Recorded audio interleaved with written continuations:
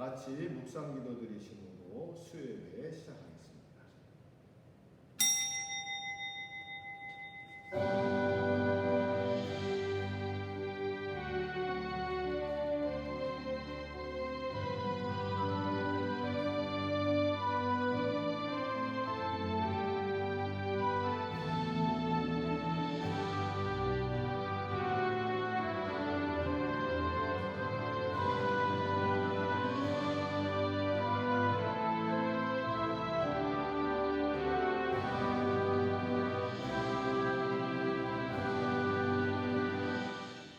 전능하사 천지를 만드신 하나님 아버지를 내가 믿사오니 그 외아들 우리 주 예수 그리스도를 믿사오니 이는 성령으로 잉태하사 동정녀 마리아에게 나시고 본디오 빌라도에게 고난을 받으사 십자가에 못 박혀 죽으시고 장사한 지 사흘 죽은 자 가운데서 다시 살아나시고 하늘에 오르사 전능하신 하나님 편에 앉아 계시다가 저리로서 산자 죽은 자를 심판하러 오시리라. 성령을 믿사오니 거룩한 공예와 성도가 서로 교통하는 것과 죄를 사하여 주시는 것과 몸이 다시 사는 것과 영원히 사는 것을 믿사옵나이다. 아멘. 찬송 400장 찬송 1절만 찬양하셨습니다. 400장 찬송 1절.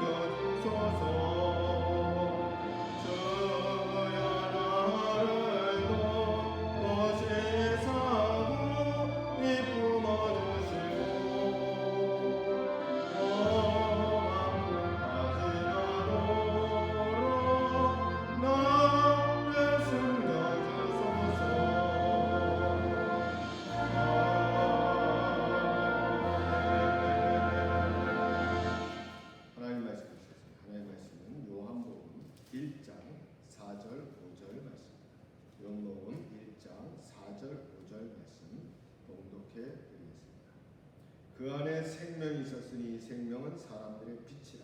빛이 어둠에 비치되 어둠이 깨닫지 못하더라. 아멘.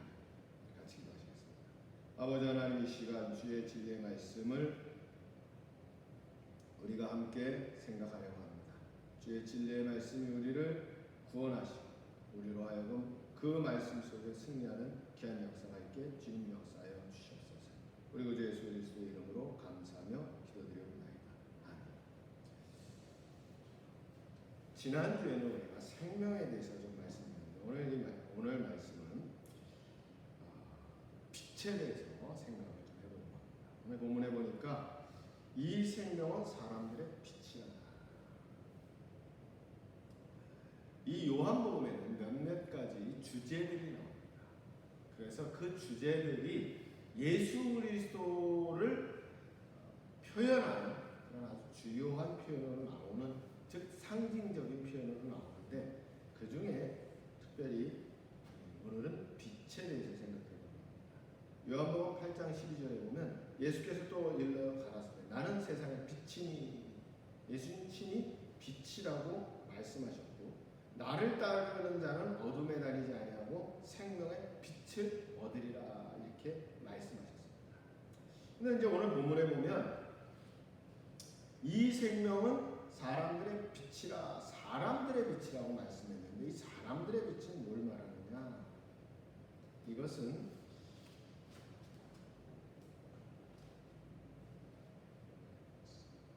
모든 사람, 믿는 자나 믿지 아니하는 자나, 9절에 보면 각 사람에게 비치는 빛이 있었나니와 연결해서 예수 그리스도를 믿는 자나 믿지 않는 자나 복음의 소식을 들은 모든 사람, 그 사람 책임 있는 피조물을 말하고 있습니다. 그래서 이런 책임 있는 피조물이 스스로 결정을 하는 겁니다. 그러면 이게 무슨 말씀인가 하면 뒤에 보면 빛이 어둠에 비치되 어둠이 깨닫지 못하더라. 불신에 대한 부분에 대한 인간의 책임에 대해서도 말씀하고 있습니다. 그런데 오늘 말씀의 이 빛이라는 건 과연 무슨 의미가 있을까? 원래 이 빛이라는 말은 배경이 참 많습니다. 우선 이 당시에 물론 이미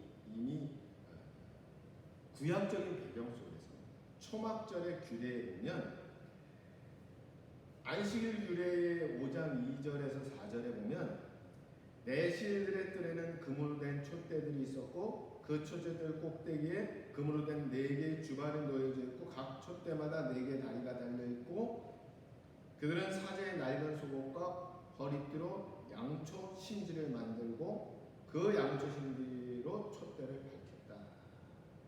그리고 경건하고 선행을 많이 한 사람들이 그 앞에서 손에는 불타는 횃불을 들고서 노래와 찬미를 부르고 춤을 추었다. 그래서 초막절 규례 속에서 이 빛에 대해서 사실은 이야기하고 있습니다. 그리고 이것은 구약의 유대적인 배경에서 본다면 이 빛은 하나님의 현현을 말합니다. 시편 80편 3절에 보면 하나님이 우리를 돌이키시고 주의 얼굴빛을 비추사 우리로 구원을 얻게 하소서. 또 창세기 15장 17절에 아브라함에게 나타나신 하나님은 해가 져서 어두울 때에 연기나는 풀무가 보이며 타는 횃불이 쪼갠 고기 사이로 지나더라. 그래서 1차적으로 유대적인 표현 속에서 빛 그러면 모세도 그랬고 엘리야도 그랬고 빛은 바로 하나님의 현현입니다. 또한 이 빛은 하나님의 말씀, 교훈을 말하는 겁니다. 시편 119편 105절에 보니까 주의 말씀은 내 발에 등이요 내 길에 빛입니다. 시편 27편 1절에도 보면 여호와는 나의 빛이요 나의 구원이시니. 그렇기 때문에 이 빛은 율법을 뜻하기도 합니다.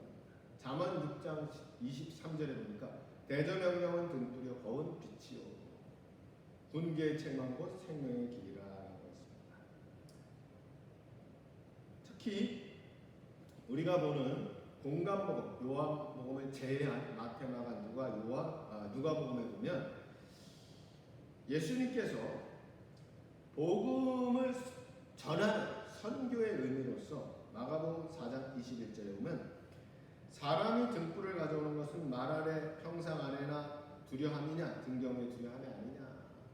복음이 널리 전파되는 것입니다. 또 예수님의 사역의 완성에 대해서 이사야 9장 1절의 예언을 마태복음 4장 16절에서 이렇게 말씀합니다. 이사야 9장 2절은 이렇게 되어 있습니다.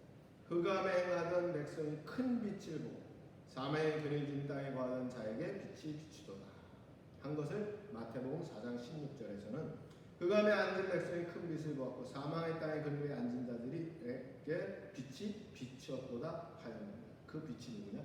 예수 그리스도. 그래서 이것은 동시에 또한 뭘 말하는가? 누가복음 2장 32절에 보면 이방을 비추는 빛이요 주의 백성 이스라엘의 영광이니이다. 이 말씀은 빛은 뭘 말하느냐? 공감복음에서는 이방인의 빛, 구원의 빛이기도 합니다. 그래서 요한복음에서는 구약적인 배경 속에서도 있고 동시에 조금 공감복음과 다르게 보는 것은 구속론적인 기간, 즉 빛이 비추는데 받아들이느냐 받아들이지 않느냐라는 의미에서 바라보고 있으면 우리는 좀 기억할 필요가 있습니다. 성경은 무엇보다도 하나님 자신이 빛이라고 말씀함을 우리는 기억해야 됩니다. 시편 27편 1절에 보니까 여호와는 나의 빛이요 나의 구원이시니. 시편 36편 9절에도 보면 대저 생명의 원천 주께 있사오니 주의 광명 중에 우리가 광명을 보리이다. 이것은 하나님의 영광을 나타내기도 합니다.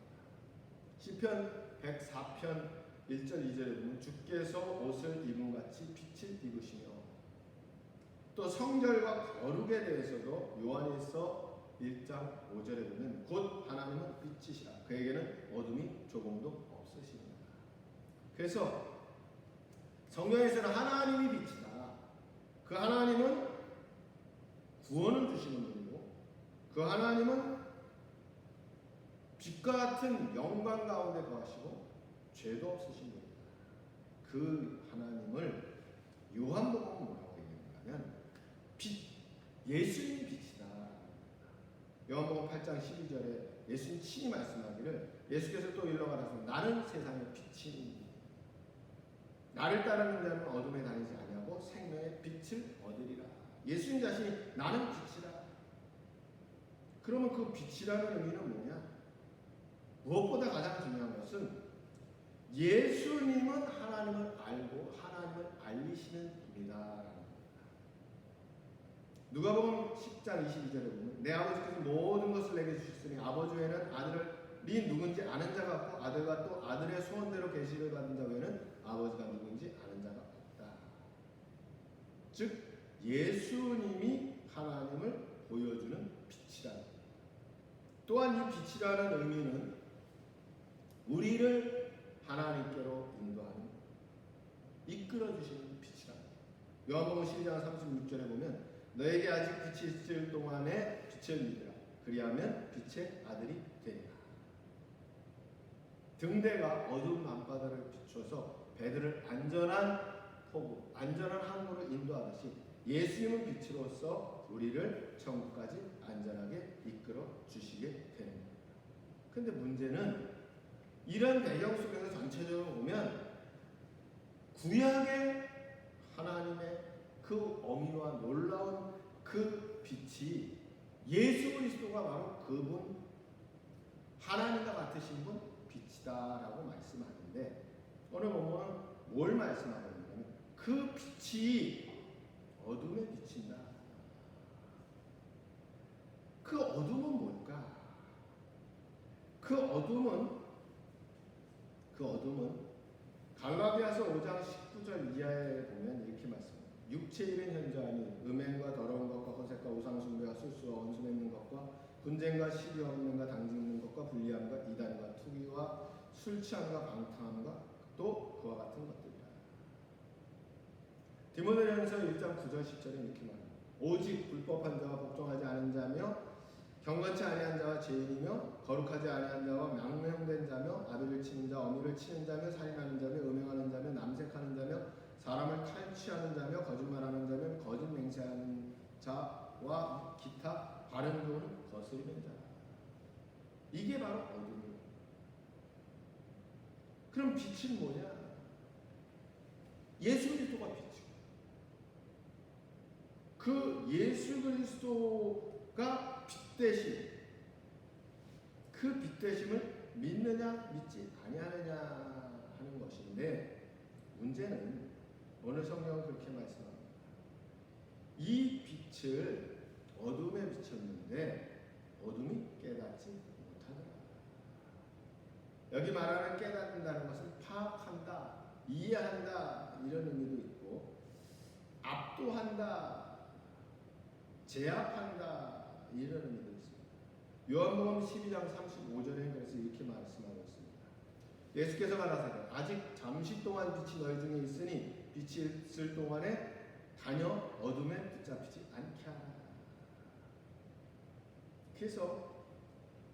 그래서 이 빛이 어둠에 비춰서 어둠을 밝히려고 하는데 어둠 즉 구원을 받지 못한 자들은 또 악한 영의 사로잡힌 자들은 깨닫지 못합니다. 또 하나의 의미는 빛을 절대로 압도할 수 없다 이런 의미입니다. 그런 의미에서 예수 그리스도가 우리의 빛이 되시는데 문제는 예수님은 마태복음 5장 14절에 너희는 세상의 빛이라. 고린도후서 4장 6절에 보니까 어두운 데서 빛이 비치리라 하시던 그 하나님께서 예수 그리스도의 얼굴에 있는 하나님의 영광을 아는 빛을 우리 마음에 비추셨느니라. 이건 무슨 말씀일까? 이것은 오늘 우리를 향해서 너희가 세상의 빛이라는 것은 우리가 스스로 빛을 내는 빛이라기보다는 예수 그리스도의 빛을 반사하는 거울과 같은 존재다. 즉 우리 안에서 우리를 통해서 예수 그리스도가 보여지게 하는, 또 우리를 통해서 예수 그리스도에게로 많은 이들이 돌아오게 하는. 그래서 많이 말씀드리는 바와 같이 고린도후서 2장 14절에는 그리스도를 아는 냄새를 나타내시는 하나님께 감사하고, 우리 자신이 그리스도의 냄새가 나야 됩니다. 고린도후서 2장 15절에는 하나님 앞에서 그리스도의 향기, 우리는 그리스도의 향기가 되어야 됩니다. 그래서 우리는 생명을 쫓아 생명에 이르는 냄새를 내야 합니다. 그리고 사람들을 그리스도께로 인도하는 자가 되어야 합니다. 오늘 여러 가지 말씀을 드렸지만 오늘 우리가 꼭 기억할 것은 예수님께서 세상의 빛이 되십니다. 구원을 주시고자 오셨는데 어둠은 깨닫지 못한다. 뒤에 가면 오히려 미워하더라. 영접지 않더라. 그러나 우리는 예수님 뭐라 했냐? 너희는 세상의 빛이다. 예수 그리스도를 보여주는 빛, 나타내는 빛, 그리스도의 향기가 되는 빛, 그리스도의 편지로 나타나는 그런 빛된 삶을 살아야 합니다.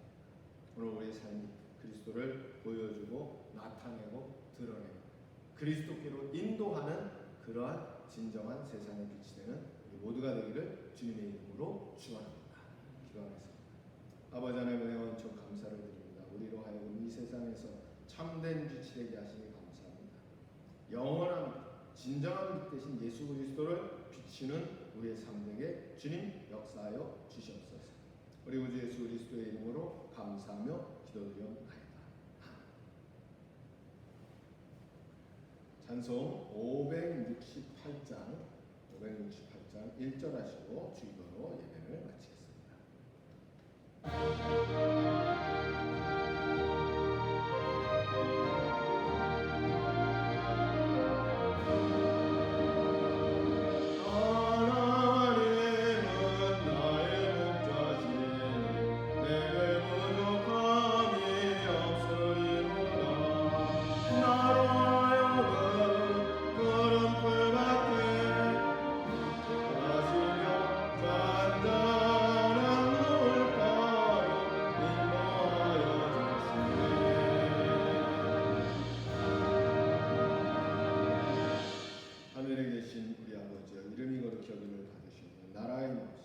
뜻이 하늘에서 이루어진 것 같이 땅에서도 이루어지니 오늘날 우리에게 일용할 양식을 주시고 우리가 우리에게 죄진 자를 사하여 준 것 같이 우리 죄를 사하여 주시고 우리를 시험에 들게 하지 마시고 다만 악에서 구하옵소서.